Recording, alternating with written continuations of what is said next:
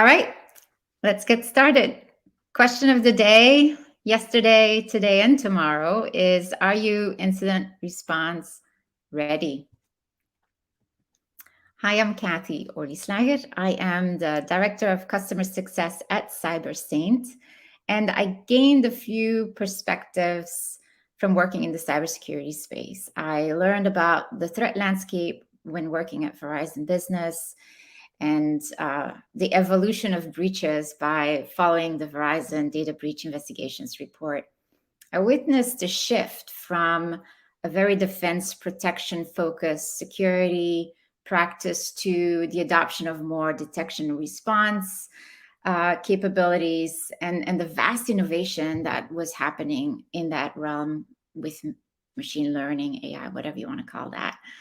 And then at CyberSaint, I learned a thing or two about integrated risk management and how software solutions can really help organizations do more with less and keeping up with the regulatory burden that keeps increasing and keeps being put on the shoulders of the CISO and the security analysts within an organization. And personally, I also try to help people break into cybersecurity through mentorship.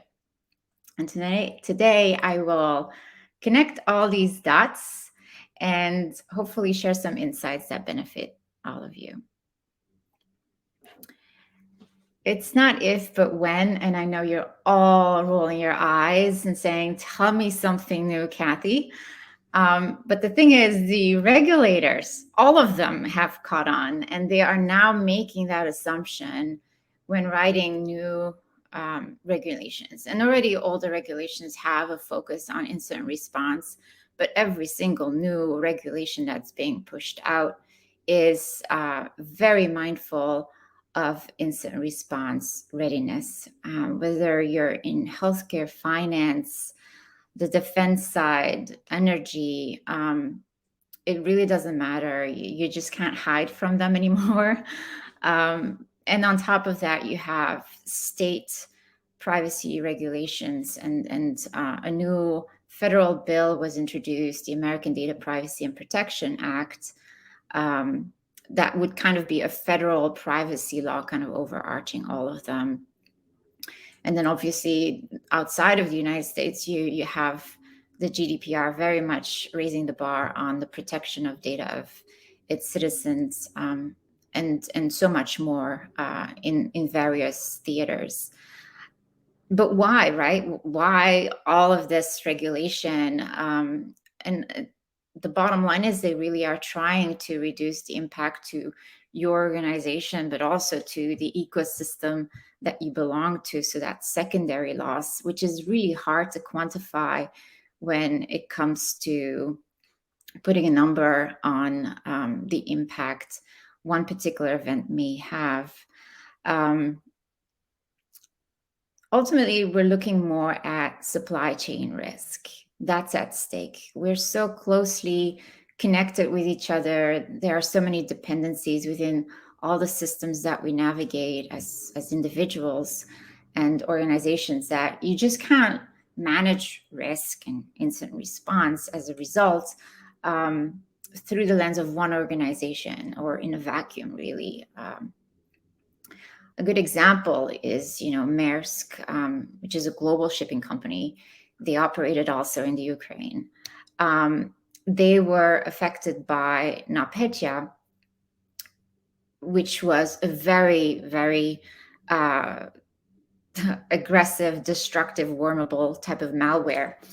And if it wasn't for literally a fluke power outage in the middle of Africa, the impact, the primary and secondary impact to the entire,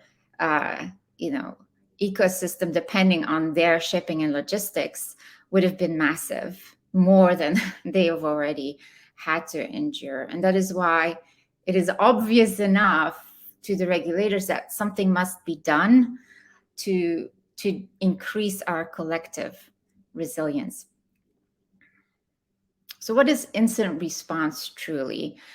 You have to look at it as a continuum and a combination of how your people, policies, procedures, and systems are keeping up with an ever-changing threat and technology landscape.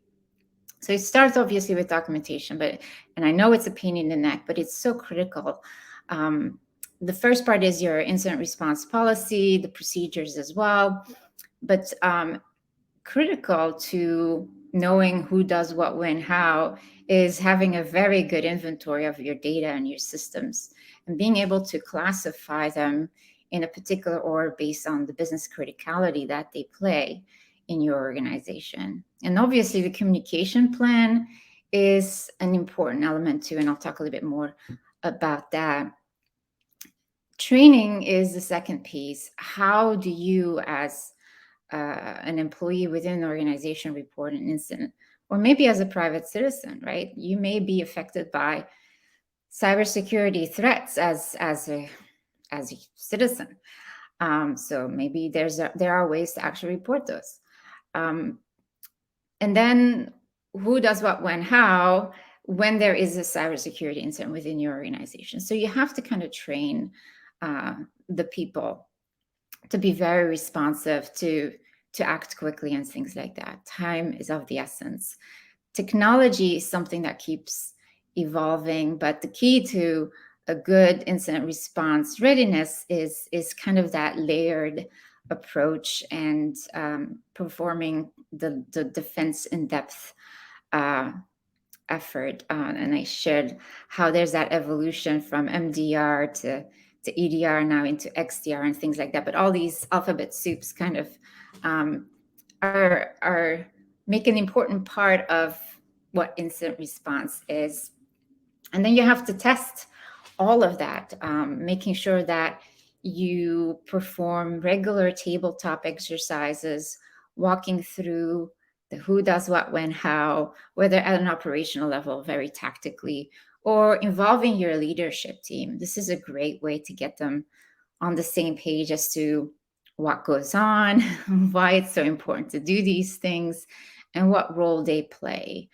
Testing the technical control set, the detection capabilities, but then also your SOC capabilities, their analytical skills, the ability to really identify the more, stealth types of attacks. And then there are bug bounty programs that are paying off for many public-facing platforms out there. An incident response retainer is a critical element because the talent pool in cybersecurity, especially when it comes to incident response, is limited. So you want to have first access to someone skilled enough to help you to kind of go through that mess when it gets really messy. So having an incident response retainer with some experts in that field is a very wise decision. And sometimes that is provided through your cyber insurance company, but it's worthwhile looking into. And then finally, breach notification and incident reporting capabilities are becoming more and more a burden. Let me explain to you why in a second, but I wanted to kind of show the little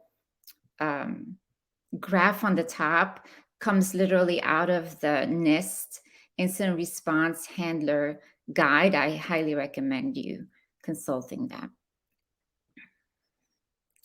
So what do you report to whom has become the headache within many organizations who are now working in multiple areas, whether it's within the vertical itself or within multiple states or geographies across the world.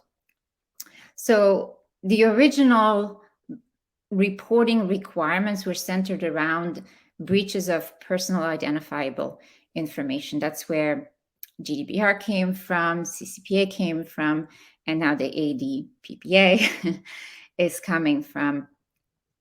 But it turned out that was not enough. If you look at the Colonial Pipeline attack, it wasn't considered a breach of PII, but there was a major disruption to what we call critical infrastructure. And so the focus is shifting to more regulation around security and reporting on incidents that may or may not result in a breach. So there's a shift, and people are catching on that it's not always a breach that should be reported on. It should also perhaps be an incident that may have an impact on the collective society or an ecosystem or your supply chain, you name it. So that's where the DHS and by extension CISA has put out the Cyber Incident Reporting for Critical Infrastructure Act this year. And just so you know, last week Jen Easterly from CISA has announced that there's an RFI. So they're collecting some feedback because they don't want to make the headache of dealing with an incident even worse than it already is. But the idea is that if you are witnessing an incident, that you should be reporting them to these authorities, and that they then perhaps provide you the help that you need. But that opens Pandora's box, and for that reason, there's a way for you to kind of interact with CISA and provide some input. And there are also some public listenings sessions scheduled for the near future. And at the end, I'll share some links to some of these resources. And then the SEC, and this was shared by Kevin Powers earlier this week on Stronger, the SEC is now really pushing organizations to report on material incidents through public disclosures. And there's a whole lot more pressure on the executive leadership team to be more involved in the grand scheme of risk management and cybersecurity programs. But that opens up this massive responsibility, right? That you have to be prepared to do all of that. And you can't just do that whenever you have an incident. This is something you have to start organizing around. So that sounds pretty easy, right? It actually just means that these regulations require some substantial organization and transparency, collaboration and coordination well before that incident, a breach would be occurring. And let's just face it, it can't just rest on the shoulders of this one person, the CISO. It's important to point out, this was actually on the keynote today, that there is a real element of stress in the cybersecurity ecosystem, and that the CISO has an average, they stay about 18 months in the job. So overall, I've seen a lot of burnout in cybersecurity because there aren't enough of all of these experts. But on top of that, they are being under-resourced from the top down. So there are business decisions being made to keep that function under-resourced. But I just kind of did some number gathering in terms of all the technology vendors that exist in detection and response alone. I stopped counting at 250. But also in terms of integrated risk management, like we said, we're all connected. So what's the incident response readiness of your vendors, of your critical applications? Are you even tracking who to contact? If you have an incident, are they contacting you when they have some? What are the rules of engagement? Have you anything documented in that space? Where do you even do that? And then on an average day, your security compliance office, you name it, they have at least 3, security, privacy, some regulatory framework that applies to their vertical. So at least, but obviously we see clients perform hundreds of risk assessments across their organization. And any risk assessment on average has 150 controls to kind of check the box and verify that these are in place and that they actually work and that there's a maturity in them, that they're well documented. And that's in general, but then obviously all of them have to have certain controls related to incident response too. So just to say, this is not easy, right? So where do you begin? And yeah, the clue, the clue of the day, I think you caught on that this is not in a spreadsheet. So like incident response management, um, integrated risk management and risk management in general is a continuum. And the way Steve Torino was talking about how operationalizing risk is good, and kind of comparing it to a sim where input, output kind of matter, because you have to know what output you're expecting to get to know what input you should make sure is there. So I kind of look at it in that perspective too. Your output is only going to be as good as the input. So let's talk through the who, what, how, when in that regard. So any organization has to set a particular baseline. They have to say, okay, this is the standard. This is what we want to live by. This is our North Star, whether it is a NIST-based framework, the CISO 18, ISO 27001 and 2, or something more specific to an industry. And then you want to kind of start to also centralize all the other assessments that an organization would do, whether it's around privacy, other compliance frameworks, kind of as an extension of your baseline. And having a platform that takes away all of the duplication of effort, that allows you to really build some efficiencies in that process, allows you to collaborate and not repeat yourself a million times over, is so critical. Automating the input collection through the cloud, updating control scores in an automated way and in a continuous way, obviously allows you to have a real-time focus on the elements that you need to prioritize. And the most important piece that has been said throughout the Stronger Conference is the involvement of business leaderships, the buy-in of these key stakeholders across the different departments, and having them decide, what are the most critical applications, assets, and so forth, so that you can then start to prioritize what you do as an outcome. Categorization of your data and your assessments can then also help you look at dashboards and doing trend analysis to kind of help make decisions in a more educated way, looking at a bird's eye view. And then also identifying what are the most likely risks to impact you as an organization within the ecosystem that you operate in. And keep in mind that you as an organization may be the backdoor to your customer or a partner. I remember being in conversations where with law firms many years ago, where we were trying to tell them, you have to secure your organization because you're the back door to all of your clients' dealings. So very important to understand who are your customers, because you may be that back door and you don't want to be that back door.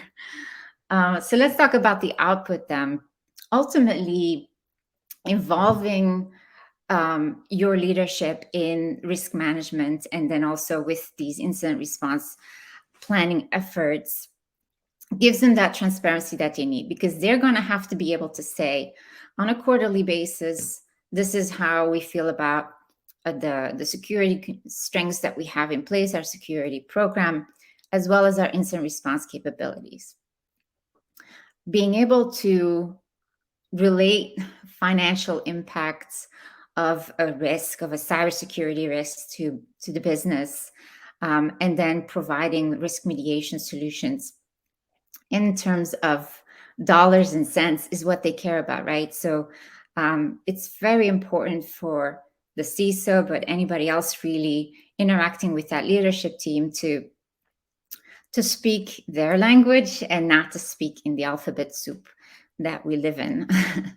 And having these frequent conversations, providing the progress, showing how the investments that they're making in your security program are paying off. And that's the way you do that is by providing trend analysis, but also showing some of the data that you may collect from your SIM or incident trend reports. So you have to keep log of all your incidents so you can kind of see what trends there are, how much better you're able to keep the threat actors out.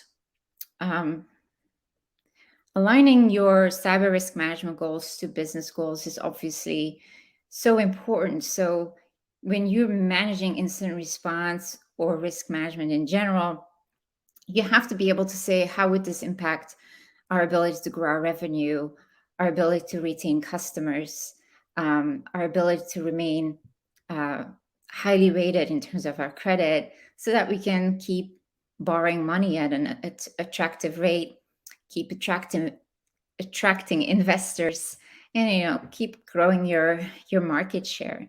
So that's really the language that is spoken, and understanding what those business goals are can help you then provide some guidance from a security point of view as to how you have to strengthen your risk posture, but then also your incident response readiness program. But at the end of the day, you have that shared responsibility where they're really on the hook to tell you what the risk tolerance level is within their business. And so they share that accountability, and that's really how it's done. So the short thing is that really incident response readiness and regulatory compliance is a process. You'll never be done. But let me show you kind of visually how this can be enabled by providing some efficiencies and using some tool sets such as CyberStain's platform. So step one would be assessing against your baseline framework, whether that's NIST or something else. And then what you can do is map your assessment, your security risk assessment, against a secondary framework, which is, I'm showing PCI over here. And then you can kind of see how certain control sets in terms of incident response overlap, but you may have to tweak the answer set in one control set versus the other, depending on the detail within the control requirements at each regulation. But at the very least, you can start building these, what we call the synced crosswalking capabilities, allowing that automation. You report once, well, you assess once and you report multiple times. But if somebody were to come in and ask you, what are you doing? Show me where you're at. This could be then the place where you go and get that answer. Now, the second step is to create a risk register and model a risk. So you've identified a few areas of weakness within your incident response plan or capabilities. And so what you do then is work through a couple of risk scenarios that are really applicable to your organization, that would be very likely to affect you, but that would also have a very probable high impact as well to your bottom line. So performing these risk modeling exercises really and evolving your leadership to kind of help with the quantification of the financial impact really can feed that conversation and build that transparency that they need. And then the third step is to identify some risk remediation solutions and allow the leadership to make the decision with you which solution or solutions, because sometimes you have a defense in depth need, would be most valuable to you based on the return on security investment. So this is where I'm kind of showing how you have to keep testing, you have to improve your user training. There are two different SOC as a service vendors that you're looking at, but one has also an IR retainer, so there's more value to it, and so therefore it may have a better impact in the mitigation ratio. So this is how you can make educated business decisions. So in short, to be successful in incident response management, you need to bring it together in your overall integrated risk management process. You have to relate everything cybersecurity risk-wise to the business level, and you have to align your cyber risk program objectives to the business objectives. And then let the leadership feed the decision making by defining the risk tolerance. Increase that collaboration across all the different departments who have to be involved with incident response, including those communications.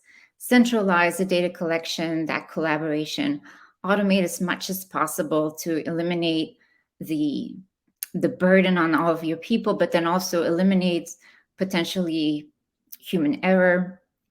And then standardize your procedures, maybe perform some tests, and then decide what standard you want to set across your organization if you're not standardized yet. And then model risk scenarios. And then as a byproduct, incident response tabletop exercises around your organization's business critical applications, and based on the most likely threat events that would affect your bottom line. And then collectively prioritize risk remediation and incident response activities with input again from your leadership. And then when you're done with that, you start all over again. But it's so important, and it's a critical byproduct from integrating all of this together, that your security team will be less stressed and less overburdened, and actually they may actually enjoy their jobs more if you're giving them this tool set, because now they can focus their time and effort and energy on the things that actually matter, which is truly remediating risk and implementing solutions that protect your organization. So they want to feel like they are making an impact. And not just an impact to your organization, but to your organization's resilience and the bottom line. And having happier CISOs and security folks within your organization or just collectively, I think, and a more collaborative approach with IRM will improve your security culture within your organization, and it will improve the work culture as well. And I think we have to be super mindful of that this day and age. So without further ado, I will share some links in the chat. And I'm happy to open it up for questions.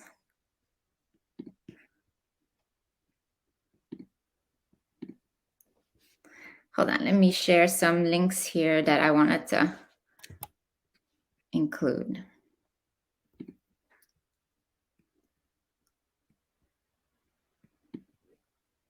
We got 2 minutes, so if there are questions, let me know. If not, you can find me.